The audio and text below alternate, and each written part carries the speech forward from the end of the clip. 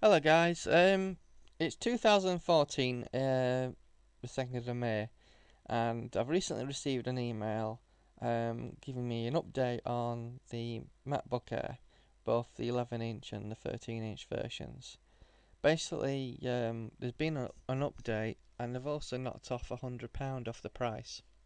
Um, some people are a bit angry about this because they've just bought a MacBook Air recently, and I thought I'd give everyone a bit of an update on what's going off in the Apple world.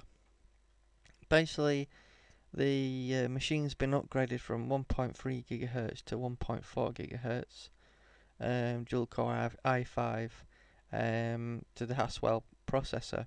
Obviously, it'll give you increased battery life from 9 hours to 12 hours in the 13-inch model, and obviously increased battery life on the 11-inch model. Um, so it should be able to last 8 hours at least, using iTunes. Anyway, um, basically you're getting an increase of 100 gigahertz in speed. Apparently on the 11-inch they've increased the graphics performance on the Intel chip, which is the HD 5000 chip, um, to be a bit faster than the previous model. And they've also knocked £100 off, so it does change prices a little bit. And there you go, you can see prices there. Basically, 13-inch model would have with top end 4 gig RAM, 13-inch 256 gigabyte of hard disk space. Apparently, they've increased the SSD drive as well to be a bit faster as well. Um, and basically, you're saving £100 on there because it would have been basically £1,100. Um, some people are a bit peeved off at this because they've just recently bought one, so you got to feel sorry for them. And that's basically the main update with the MacBook Air.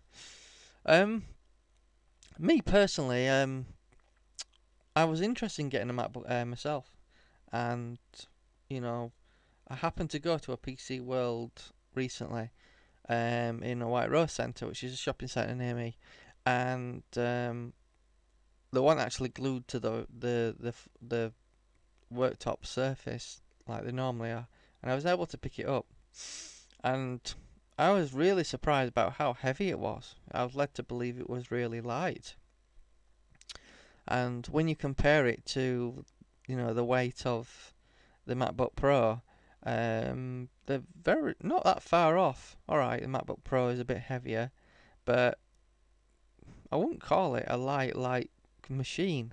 I've had lighter machines than that before. I've got the HP Pavilion DM1, which alright, it's 11.6-inch screen, but it's lighter even when you take the battery into account. And I thought the MacBook Air was supposed to be light, and it's quite heavy.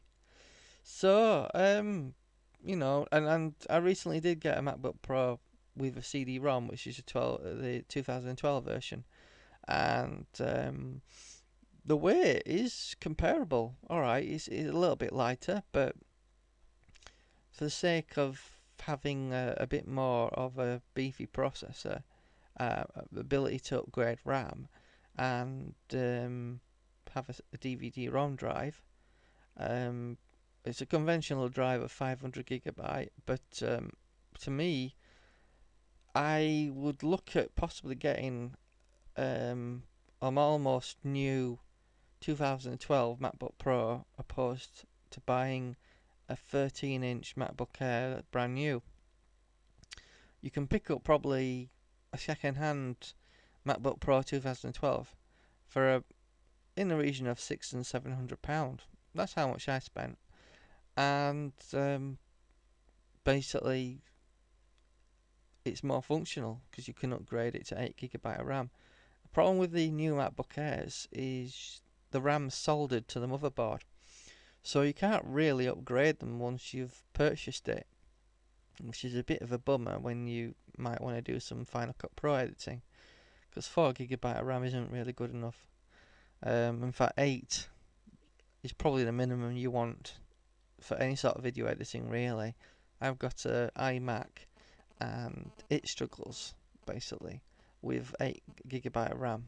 And I wish they'd told me at the time when I purchased it you couldn't upgrade the RAM, because it was one of the new one of the new ones without any way of upgrading it. Only the 27-inch iMac you can actually upgrade the RAM yourself. I know it's possible, technically speaking, to upgrade the iMac RAM, but it's not easy without taking apart the machine, and it's classed as an engineered level job to do that anyway. Very difficult to do. Anyway, back to what we're talking about, the MacBook Air announcement by Apple.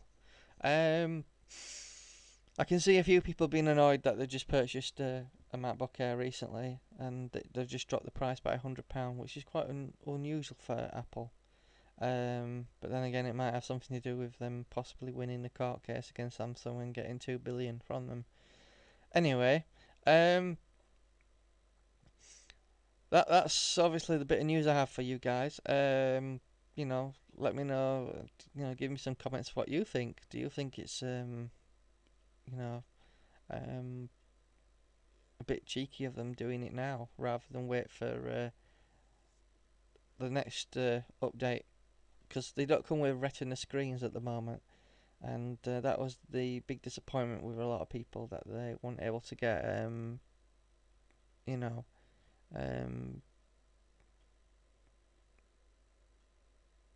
any sort of the big disappointment with a lot of people was the not being able to get a Retina screen. I think that's the big disappointment with this update.